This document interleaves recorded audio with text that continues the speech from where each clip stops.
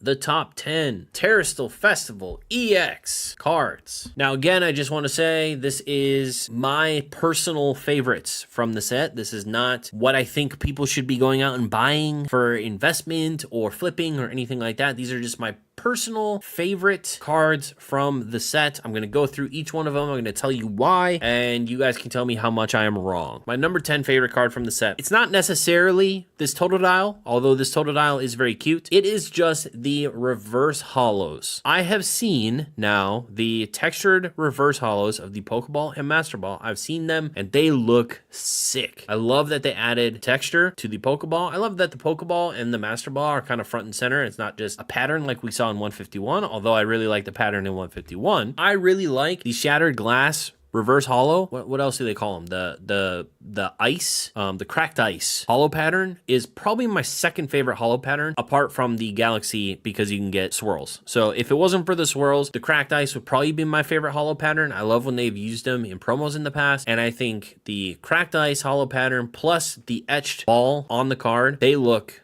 insane. They look really good. Number 9 is the Roaring Moon EX. Shinji Kanda. Do I have to say anything else? So much detail in all of Shinji Kanda's artworks. I really like this card. I love the colors. I love that the background is kind of like that muted kind of green and yellow, and then the Pokemon really pops because it's this bright red with the blue that goes really well with the yellow. Roaring Moon is probably one of my favorite of the like future past Pokemon. It still is weird to me that Roaring Moon is like a completely separate Pokemon in the Pokedex from Salamence. It should have just been like a de-evolution or an evolution from Salamence. It's strange that you just take a Pokemon that already exists and then you make them a different Pokemon that looks a little bit different. But with all that aside, I just like all the detail in Shinji Kanda's artworks.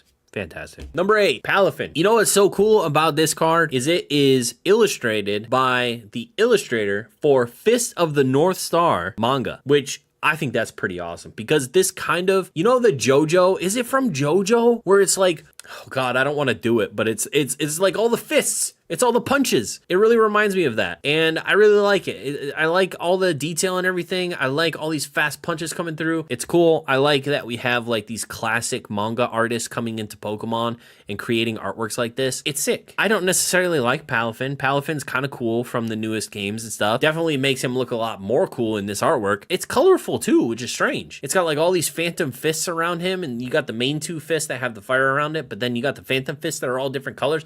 I don't know. Whatever's going on here, I like it. I really like this card. It's very cool. The Ceruledge EX. Now, I've already seen people online saying, where's the Pokemon? Because yes, there's a lot of purple. It's kind of tough to see the Pokemon in all the craziness that is happening here. I get it. It's a little busy, but Ceruledge is the best Pokemon. Well, Tinkaton and Ceruledge might be tied for the best Pokemon of this generation, but I really love this card. It's super sick. Once you see it up close, you can see that Ceruledge has done some sort of move where he's covering himself in whatever purpleness that is, and he's got the swords out and he's looking badass. Unfortunately, he's wearing the stupid hat, but most of the Pokemon cards in this set are wearing the stupid hat, so we just have to deal with it. But super badass. Really like this card. I need to watch more Horizons. I need to watch more of that freaking anime because I watched the first 4 episodes. You know why I stopped watching it? Because they left Kanto. Like, who cares outside of Kanto? Who actually cares about Pokemon outside of Kanto? They left Kanto, so I left the anime. That's what happened.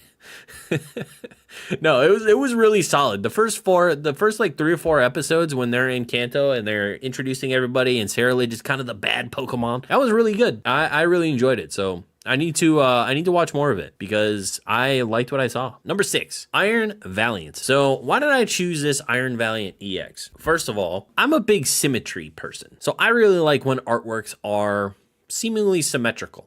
And this artwork is very symmetrical. It reminds me a lot of the Moltres from Chilling Reign. I like the colors. I think Iron Valiant is a pretty badass looking Pokemon. One of the better, again, of the future Pokemon. I like the outlines, the thick kind of pink hued outlines. I think do a really good job of accentuating all the detail and everything happening here. I like the circular nature. It really kind of frames the Pokemon well. And I like the depth going back, pushes the Pokemon forward.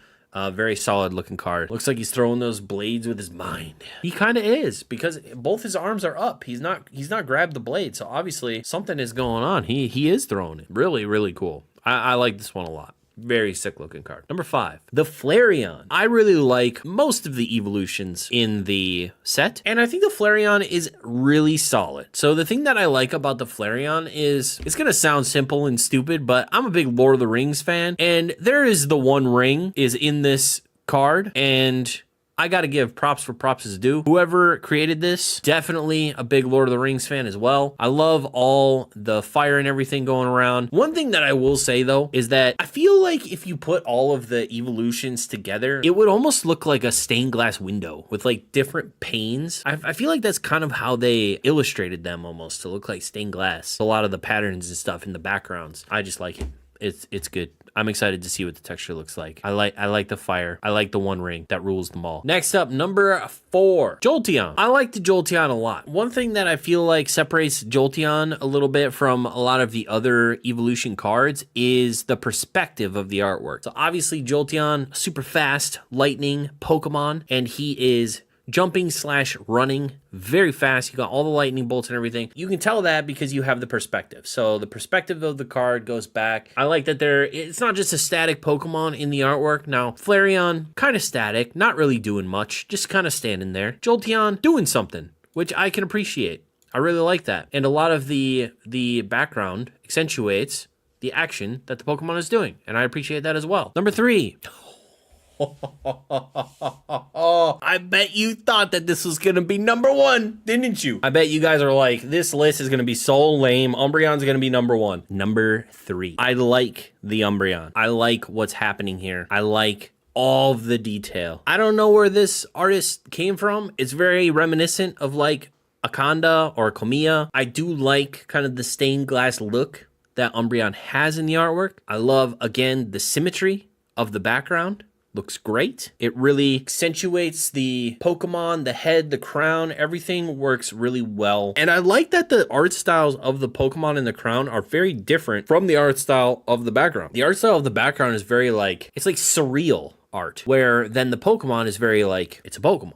Right? The juxtaposition between the two artworks and the art styles, I think, is really nice as well. But it's not my number 1. The number 2 card in this set for me is the Espeon. Unfortunately, we don't have a good scan of this card yet. I love this card. This card is beautiful. Absolutely gorgeous. The fact that Espeon is running through like this purple wonderland of flowers, and it's so good. Pink pops so well against the purple. Man, this card is just gorgeous. This one, much more edgy. It's kind of how you feel about the Pokemon. Like, Umbreon is the edgy teenager evolution, and he got an edgy, like, 80s surreal rock band sort of poster. And then Espeon is like the psychic, gentle, just the gentle evolution. And this Pokemon got the beautiful flowers, crystals, a much more gentle artwork. It just fits the two very well. I really like it, and I really like this card. It is gorgeous. Number 1 is really gonna surprise you guys. Number 1 card that I like out of this set, that I think looks so good, is the Blood Moon Ursaluna EX. I love this art style. This art style is so freaking incredible. I like the fact that they didn't use any outlines. That to me is pretty cool, that all of this comes together and there isn't like a defined outline to it. I love that it's almost like, it's not really watercolor-esque, but it kind of is, the way that the colors kind of shade into each other. I love the highlights and the shadows really do good things to like accentuate different parts of the Pokemon. I love that it's just standing in like this abyss of clouds with the big ass blood moon in the background. It does have sort of like a traditional Japanese kind of tattoo vibe to it. It's a special looking card. I like this card a lot. When I saw it, when they announced it and I saw it, I was like, damn, that looks good. And you know, they announced like the Raging Bolt and the stuff like that too. And I thought that those looked great as well. But like this one just like blew me away when it first came out. I thought it looked so good.